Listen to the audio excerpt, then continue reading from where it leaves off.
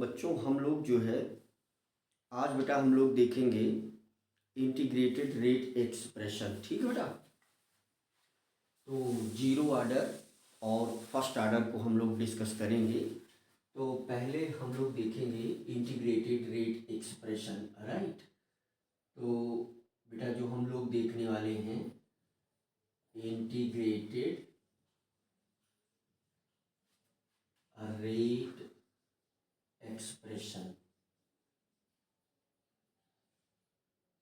Integrated rate expression. Right. तो बच्चों ये चीज़ हम लोग देखेंगे इंटीग्रेटेड रेट एक्सप्रेशन देखेंगे। तो इसमें बेटा सबसे पहले जो हम लोग देखने वाले हैं जीरो ऑर्डर रिएक्शन का। तो पहले ए जो बेटा हम लोग देखेंगे वो है zero order reaction, zero order reaction का। राइट। तो ये चीज़ हम लोग बेटा देखेंगे। तो सबसे पहले बेटा हम लोग ये जानेंगे कि जीरो ऑर्डर रिएक्शन किसको बोलते हैं।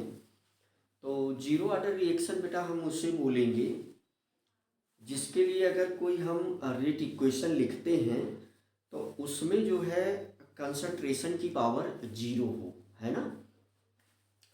तो इसकी डिफिनीशन हम क्या दे सकते हैं। तो रिएक्शंस, इसकी नॉर्मल डिफिनीशन हम लोग क्या दे सकते हैं। Reactions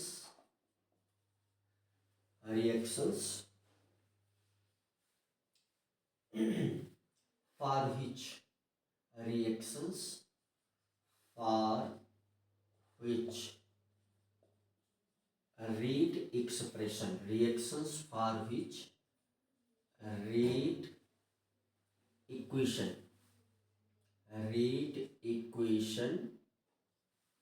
reactions for which rate equation, ये पहला point, reactions for which rate equation can be written as given below, can be written as given below। तो जैसे मान लीजिए कोई भी जीरो ऑर्डर रिएक्शन अगर है, मान लेते हैं कि हमने लिया है शुरू से A gives P product. Right. तो यहाँ से जो रेट होगा you can say rate is equal to, तो माइनस साइन के साथ D concentration of A power D concentration of A by D T is equal to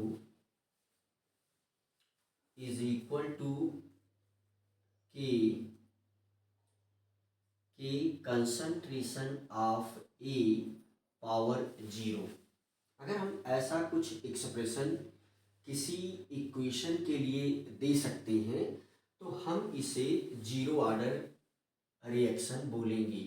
तो ये जो रिएक्शन है हमारे पास, ये रिएक्शन ये किस ऑर्डर की हो जाएगी, इसके लिए जो ऑर्डर की वैल्यू है वो जीरो हो जाएगी। राइट। इसका मतलब कि जिसमें कंसंट्रेशन रेट को डिटरमाइन ना करी, है ना।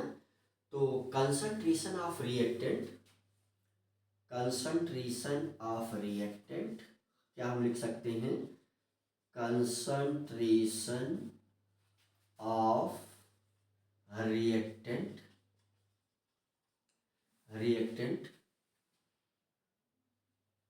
concentration of reactant does not influence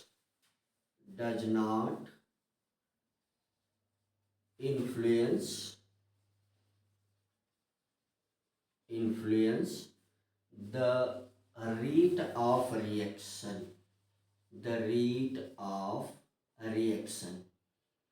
Sidhi meaning बेटा इसकी ये हो गई कि अगर हमारे सामने ऐसा कोई रिएक्शन लिखा गया हो जिसमें रिएक्टेंट का कंसंट्रेशन रेट को प्रभावित ना करता हो तो ऐसे रिएक्शन को हम जीरो ऑर्डर रिएक्शन बोलेंगे, राइट। तो या हम एक छोटा सा पॉइंट ये लिख सकते हैं कि rate is directly proportional to the concentration term, rate is directly proportional to the concentration term power raised on concentration term that is zero, right. तो यहाँ पर हम एक छोटा सा पॉइंट ये भी लिख सकते हैं कि rate is directly proportional to concentration of reactant power zero.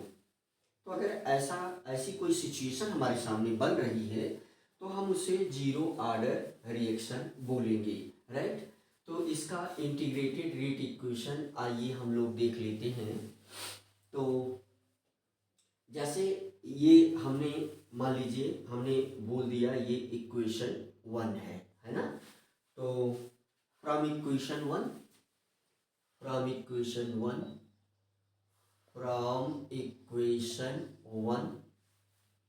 तो इक्वेशन 1 को हम कैसे लिख सकते हैं, D concentration of A by D T is equal to minus K concentration of A power zero.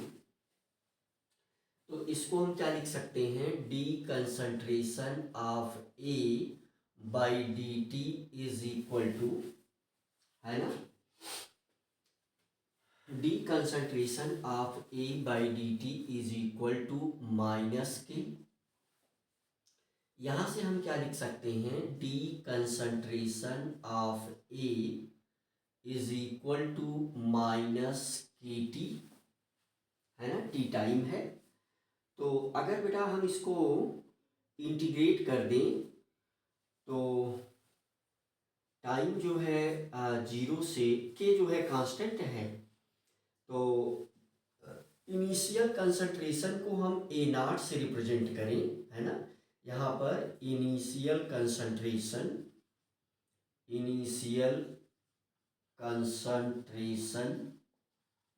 Of reactant, ये इसको हम किससे रिप्रेजेंट कर दें, ए नॉट से, और फाइनल कंसंट्रेशन हम ए से रिप्रेजेंट कर दें, राइट। फाइनल कंसंट्रेशन हम ए से रिप्रेजेंट कर दें, final concentration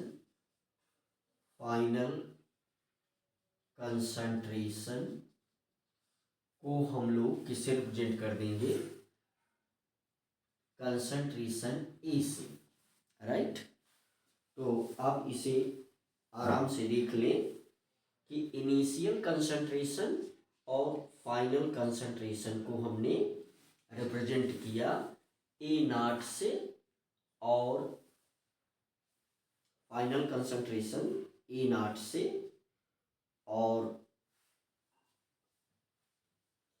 initial concentration A naught, final concentration A से। तो अगर हम इसे इंटीग्रेट कर दें, इसे हम मान लेते हैं इक्वेशन नंबर 2। तो इंटीग्रेटिंग इक्वेशन नंबर 2, है ना। तो अगर इस इक्वेशन को हम इंटीग्रेट कर दें, integrating equation number 2, integrating equation number 2 we get, हमें क्या मिलेगा, यहाँ पर time t is equal to 0 से t is equal to t तक, राइट। तो देखिए आप इसे हम क्या लिख सकते हैं, तो हम लिख सकते हैं, हमने इसे इंटीग्रेट किया है तो कहाँ से कहाँ तक, ए नॉट से ए तक, राइट। तो इंटीग्रेशन किया गया है ए नॉट से कहाँ तक, ए तक, concentration of A D A, D concentration of A is equal to K constant है तो इसको हम बाहर ले लेंगे और इंटीग्रेट किया गया है ना के डी टी। ये टर्म थोड़ा सा मिस्टेक हुआ है, यहाँ पर हमें क्या लिखना है डी टी, राइट। तो ये हो जाएगा आपके पास टी इज इक्वल टू 0 से टी तक, और ये क्या है आपका डी टी। तो ये हमें क्या मिल जाएगा, concentration of A minus concentration of A naught is equal to K D T, right. तो डी टी का 0 से टी तक क्या हो जाएगा K T minus K T, right. Minus sign already है। तो इसका एक दूसरा भी मेथड ये भी है। तो ये जीरो ऑर्डर का इंटीग्रेटेड रेट इक्वेशन है, ये जीरो ऑर्डर रिएक्शन का इंटीग्रेटेड रेट इक्वेशन है, जिसमें हमने आपको बताया है कि फाइनल कंसंट्रेशन ए है और इनिशियल कंसंट्रेशन ए नॉट है, राइट। तो एक अल्टरनेटिव मेथड इसका ये भी है कि अगर हम इस रिएक्शन के लिए हम dx by D T is equal to, हम यहाँ से एक alternative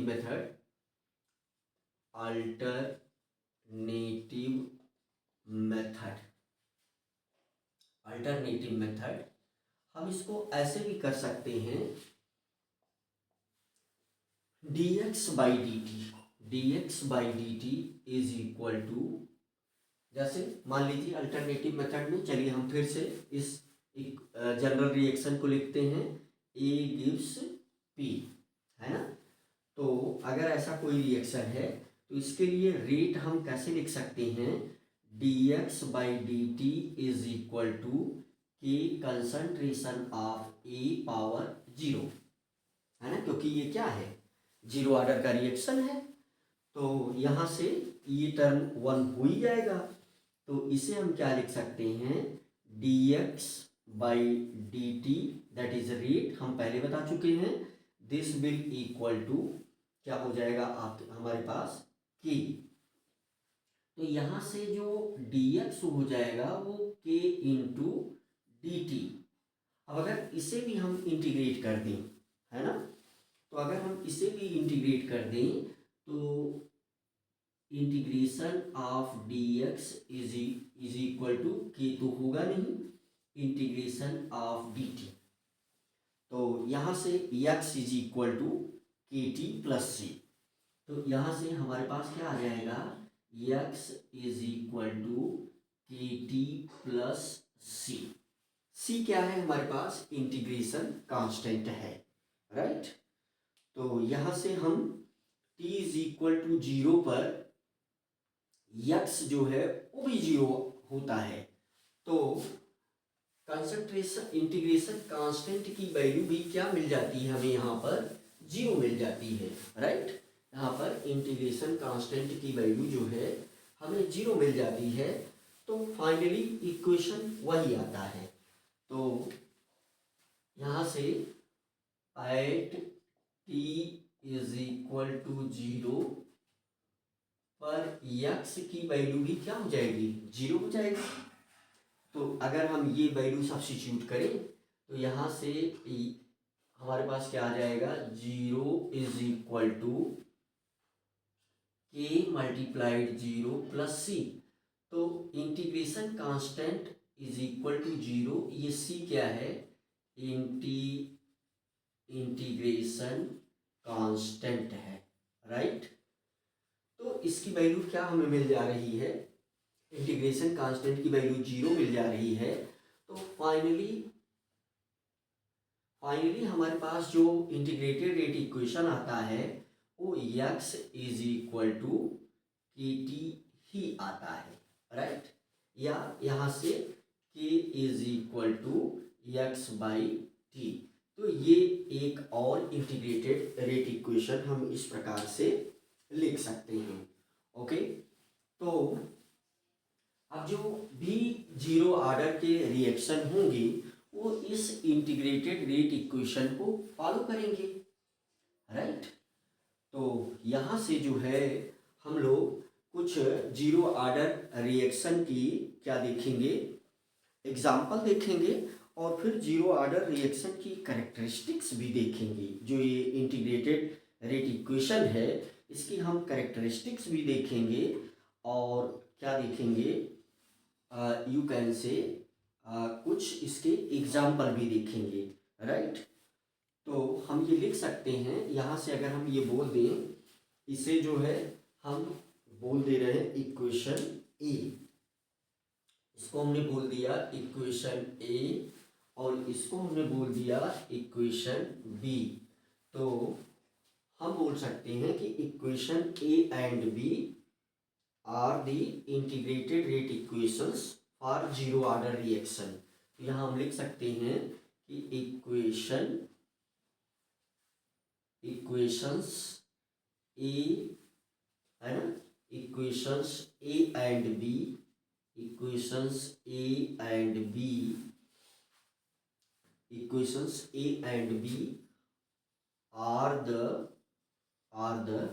integrated rate equation, integrated rate expressions या equation, right, integrated rate equations of zero order reaction, of zero order reaction, of zero order reactions. और ये सभी reaction, ये सभी जीरो ऑर्डर की रिएक्शंस इस इंटीग्रेटेड रेट इक्वेशन को follow करेंगी, राइट। तो हम कुछ अब एग्जाम्पल देखेंगे, हम एग्जाम्पल देखेंगे जीरो ऑर्डर रिएक्शन की, है ना। तो जैसे जीरो ऑर्डर रिएक्शन का example of zero order reaction. तो यहाँ से कुछ एग्जाम्पल, जैसे ये फोटोकेमिकल रिएक्शन है, तो ये number 1 photochemical reaction, photochemical reaction. तो H2 plus Cl2 photochemical reaction क्या, H2 plus Cl2, H2 plus Cl2, और in presence of H new. और ये रिएक्शन कहाँ हो रही बेटा, at the surface of water, at the surface of water, H2O। तो ये क्या बन रहा है, 2HCl। तो ये जीरो ऑर्डर रिएक्शन का क्या है, एग्जाम्पल है, राइट। तो एक एग्जाम्पल हमने ये देखा। और प्लैटिनम पर N2O का डिकम्पोजिशन, है ना, हॉट प्लैटिनम पर N2O का डिकम्पोजिशन। तो N2O का डिकम्पोजिशन कहाँ पर, प्लैटिनम पर। तो ये भी जीरो ऑर्डर रिएक्शन का ही एग्जाम्पल है। तो N2 प्लस हाफ O2। तीसरा एग्जाम्पल अमोनिया का decomposition, third example decomposition of ammonia, NH3 का डिकम्पोजिशन किस पर, टंगस्टन पर या मॉलिब्डेनम पर, है ना। तो मॉलिब्डेनम पर अमोनिया का डिकम्पोजिशन रिएक्शन जो है जीरो ऑर्डर रिएक्शन को बताता है। तो हाफ N2 प्लस 3/2 H2। तो ये हम लोगों ने बेटा कुछ एग्जाम्पल देख लिए जीरो ऑर्डर रिएक्शन की। और अब हम लोग जो है characteristics of zero order reaction देखेंगे, है ना। और उसमें हाफ लाइफ टाइम पीरियड भी हम कैलकुलेट करेंगे, और कुछ ग्राफ को समझेंगे जो कि जीरो ऑर्डर रिएक्शन के हैं, है ना। तो नेक्स्ट चीज हम लोग क्या देखेंगे, characteristics of a zero order reaction. तो आइए देखते हैं फटाफट characteristics of zero order reactions. तो कुछ इसके कैरेक्टरिस्टिक्स हैं, characteristics of zero order reaction. तो characteristics of zero order reaction, zero order reaction. तो इसकी कुछ कैरेक्टरिस्टिक्स हैं। तो पहली चीज तो हम यही बोल सकते हैं कि जो भी जीरो ऑर्डर रिएक्शन होगा वो इंटीग्रेटेड रेट इक्वेशन ए और बी को फॉलो करेगा। तो पहला पॉइंट इसका क्या हो सकता है कि all zero order reactions, all zero order reactions follow all zero order reactions, all zero order reactions obey लिख देते हैं, all zero order reactions obey the all zero order reactions obey the integrated rate equation, the integrated rate equation A and B. All zero order reactions obey the integrated rate equation A and B. तो ये चीज clear है। और zero order reaction का जो इन rate constant है ना, zero order reaction का जो रेट कांस्टेंट है, कोई भी जीरो ऑर्डर की रिएक्शन हो, जीरो ऑर्डर रिएक्शन, इसका जो रेट कांस्टेंट है के की जो यूनिट है हम पहले भी डिस्कस कर चुके हैं, और यहाँ पर भी ये चीज लिखना के की जो यूनिट है वो रेट ऑफ यूनिट के इक्वल है ना। के की जो यूनिट है वही क्या है, रेट ऑफ रिएक्शन की यूनिट, रेट ऑफ रिएक्शन की यूनिट है ना। तो इसका मतलब कि जो के की यूनिट है, तो यूनिट ऑफ के क्या है, वो mole into litre inverse into time inverse, है ना। तो यही यूनिट इसकी भी होगी। जैसे अगर हम रेट और टाइम के बीच में, रेट और टाइम के बीच में हम अगर ग्राफ ड्रा करें तो बहुत सिंपल सा, रेट और टाइम के बीच में अगर हम ग्राफ ड्रा करें, टाइम के बीच में टी लिख देते हैं, टाइम के बीच में अगर हम ग्राफ ड्रा कर रहे हैं रेट, तो ये ग्राफ कैसे आएगा, ये ग्राफ एक सीधी लाइन इस प्रकार से कुछ आएगा। मीन्स ये क्या शो कर रहा है कि टाइम के साथ जीरो ऑर्डर रिएक्शन का रेट चेंज नहीं होता। तो ये ग्राफ क्या शो कर रहा है कि rate does not change with time, है ना।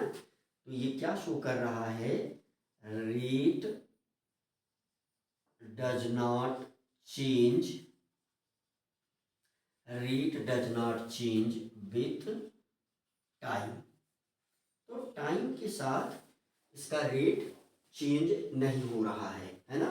और हमें ये ऑलरेडी पता है कि कंसंट्रेशन जो है, कंसंट्रेशन ऑफ रिएक्टेंट, ये जो है रेट को डिटरमाइन नहीं करता, है ना। तो कंसंट्रेशन ऑफ रिएक्टेंट रेट को डिटरमाइन नहीं करेगा, तो हमेशा रेट कांस्टेंट रहेगा, और वो ऑलरेडी हम लोगों ने देखा भी, राइट। हमेशा रेट क्या रहेगा, कांस्टेंट रहेगा, dx/dt इज इक्वल टू के, राइट। तो ये जो जीरो ऑर्डर की रिएक्शन है, ये कितने समय में कंप्लीट होगी, तो इसका समय भी कैलकुलेट किया जा सकता है। जैसे फर्स्ट ऑर्डर रिएक्शन जो है कभी कंप्लीट ही नहीं होती मैथमेटिकली। वैसे रियल में तो हर रिएक्शन एक समय के बाद वो हम कंप्लीट ही मान लेते हैं प्रैक्टिकली, लेकिन हम जब फर्स्ट ऑर्डर की चर्चा करेंगे तो उसमें हम देखेंगे कि वो कंप्लीट ही नहीं होती, लेकिन ये कंप्लीट हो जाती है ना। तो यहाँ पर जीरो ऑर्डर रिएक्शन के लिए जो टाइम आप किस टाइम में कंप्लीट होगी, है ना, तो zero order reactions completed, zero order reactions are completed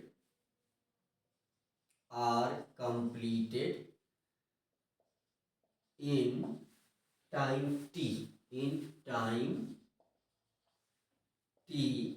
तो इसके लिए क्या है, हमें ऑलरेडी पता है कि x is equal to K T, तो x is equal to K T, तो t इज इक्वल टू क्या आ जाएगा, x अपान k। तो x upon t is equal to x upon k time में क्या होगा, ये कंप्लीट हो जाएगा। ये x अपान k टाइम में ये कंप्लीट हो जाएगा जीरो ऑर्डर रिएक्शन। जो भी हमारे पास जीरो ऑर्डर रिएक्शंस होंगे वो x अपान के टाइम में कंप्लीट हो जाएंगे, राइट। तो जैसे अगर हम यहाँ पर एक दूसरा ग्राफ बनाएं, जैसे हमने ये इक्वेशन लिया, मान लीजिए हमने ये इक्वेशन लिया, तो इस इक्वेशन को हम, ये इक्वेशन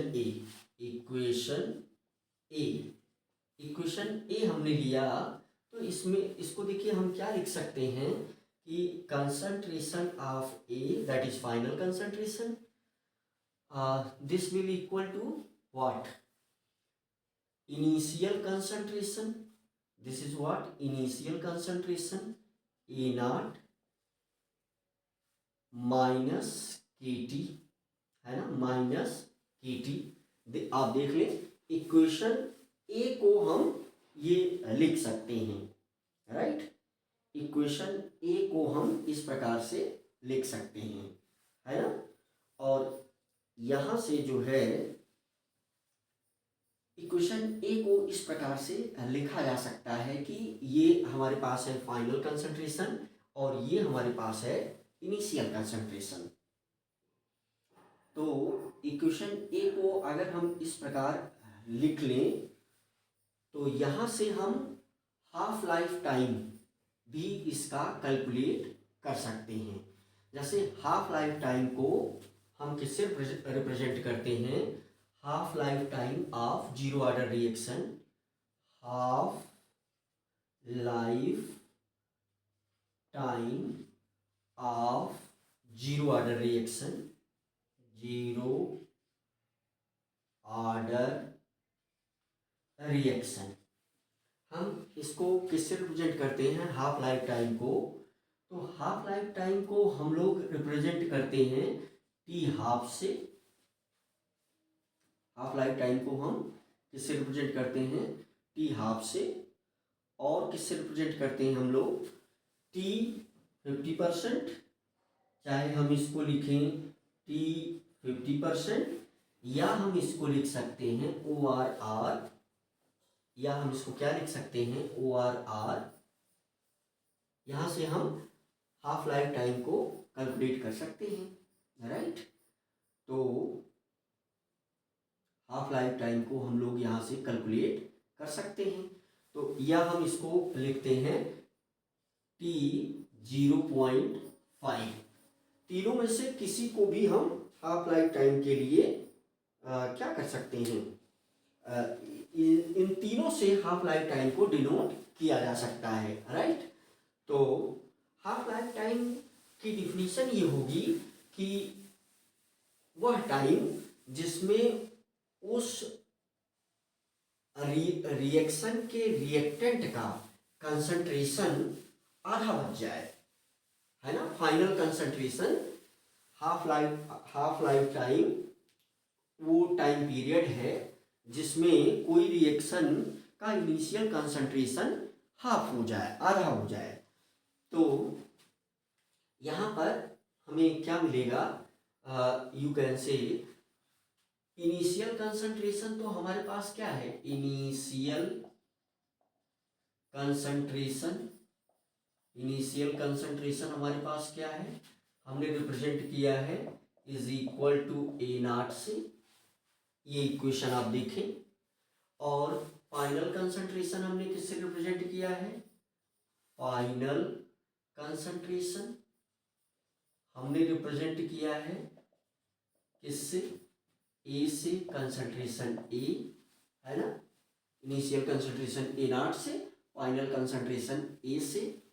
तो इसका मतलब क्या है, इसका मतलब ये है कि जो फाइनल कंसंट्रेशन है उस टाइम पीरियड में, मींस जब T is equal to T half होगा, तो फिर इट इम्प्लाइज कि जो कंसंट्रेशन ए है, concentration A will be equal to concentration of A naught divided by 2। तो हम इस चीज को इस इक्वेशन में सब्स्टिट्यूट कर सकते हैं। तो जैसे इक्वेशन ए ये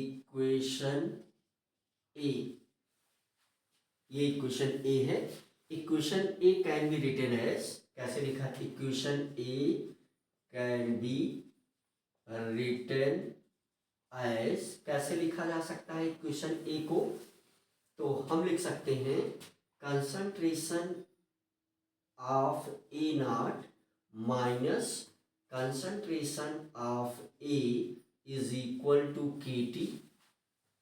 आप देख लें, इसको हम इस तरफ कर लेंगे और इसको इस तरफ कर लेंगे तो के टी में माइनस साइन हट जाएगा। तो यहाँ से हमने टी हाफ के लिए हम टी की जगह जब टी हाफ लिखेंगे, हम टी की जगह पर क्या लिखेंगे, के मल्टीप्लाइड टी हाफ। तो हम यहाँ से लिखेंगे ये A naught minus A naught concentration of A naught divided by 2। तो ये हमें क्या मिल जाएगा, concentration of A naught by 2 is equal to K into T half, K into T half. तो यहाँ से हमें टी हाफ क्या मिल जाएगा, T half will be equal to concentration of A naught upon 2 K, right, upon 2 के। तो ये सिंपली ये एक रिलेशन बन रहा है ना। तो इस पर हम ग्राफ अगर ड्रा करें, जैसे इसको हम क्या मान लें, इसको मान लें y, या हम पहले इसको उस फॉर्म में लिख देते हैं,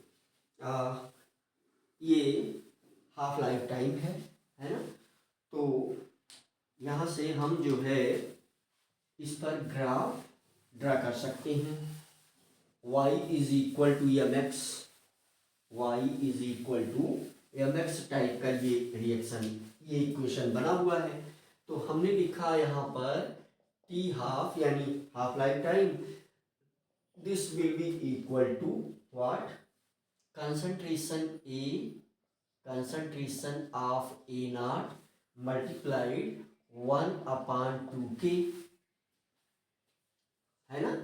तो इससे हम क्या बोल दें, इसको हम बोल दें y, और इसे क्या बोल दें m, और ओके इसे हम y is equal to M X, हम ऐसे लिख दें। थोड़ा सा इसको हम इस प्रकार से लिखेंगे बेटा, 1/2k, 1/2k multiplied concentration of A not. तो ये y हो गया, ये आपका m हो गया, ये आपका x हो गया, y is equal to M X. इस पर अगर हम ग्राफ ड्रा करें तो यहाँ पर हम ये y एक्सिस रिप्रेजेंट करेगा टी हाफ को, और ये x एक्सिस रिप्रेजेंट करेगा कंसंट्रेशन ऑफ ए को। तो यहाँ से जो ग्राफ आएगा वो कुछ इस प्रकार आएगा, ये ग्राफ आता है। तो यहाँ से जो ये थीटा होगा means tan theta is equal